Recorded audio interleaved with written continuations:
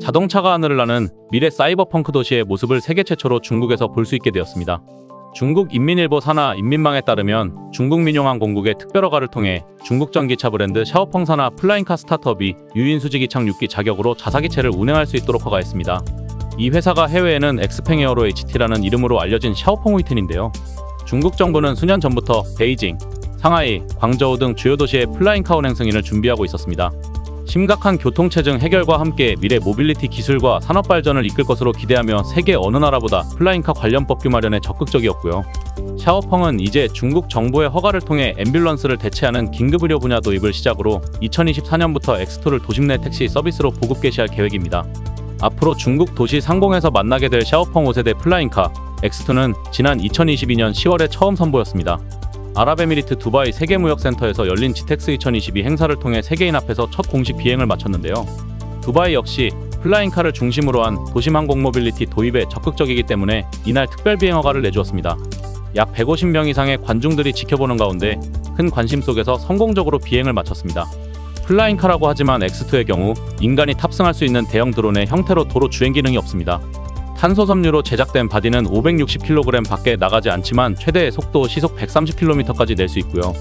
한번 충전하면 약 30분 비행할 수 있는데 예상치 못한 방전이나 고장에서도 안전하도록 설계한 것이 인상적입니다. 독립적인 배터리팩 4개를 분리 탑재해 하나가 방전돼도 순차적으로 대체해 쓸 수 있습니다. 총 8대의 프로펠러가 달려있는데 혹시라도 2대가 고장나도 6대만으로도 안전하게 비행과 착륙이 가능하게 설계했습니다. 기체 좌우각각 그린과 레드라이트를 적용해 항공기나 다른 플라잉카가 운행 방향을 쉽게 인지할 수 있게 했습니다. 도심에서 운행하게 되므로 추락, 충돌 등 사고 예방에 많은 신경을 쓴 것으로 보입니다. 조종 방식은 단순해서 자동차와 비슷한데요. 핸들과 기어 형태의 레버로 손쉽게 매뉴얼 조작이 가능합니다. 그러나 사실상 오토파일럿 기능을 갖추고 있어 별도의 훈련을 통해 조작법을 배우지 않아도 간단한 스위치 조작으로 이륙과 착륙이 자동으로 가능합니다. 샤오펑의 개발 속도는 정말 빠릅니다. 다음 6세대 플라잉카 X3를 불과 2달 후 발표했어요. 공개 비행을 통해 무려 2톤 무게의 전기차가 2분간 수직이 착륙하는 모습을 선보였는데요. 당시 선보인 X3는 드론과 전기차 시장점 유율 세계 1위 국가 중국답게 드론과 전기차가 합체한 것과 같은 형태가 그 특징입니다. X2가 말하자면 유인 드론의 모습이었다면 X3는 전기차에 드론을 장착한 모습이죠. 날개는 도로 주행 중에는 접을 수 있게 되어 있어 지금까지 알려진 플라잉카 중 가장 우리가 상상해온 모습에 가깝습니다. 플라잉카 개발 기업이 많지만 아직 국제 표준이 없어 그 형태와 추진 방식도 다양한데요. 샤오펑 에어로 HT의 플라잉카는 대형 유인 드론에 가까워 UAM에 유리한 완전한 수직이 착륙을 지원한다는 점이 장점입니다. 세계 최고 기술로 전 세계 드론 시장의 70%를 점유하는 한편 전기차 브랜드가 10개가 넘는 전기차 강국 중국으로선 어찌 보면 매우 당연한 일입니다.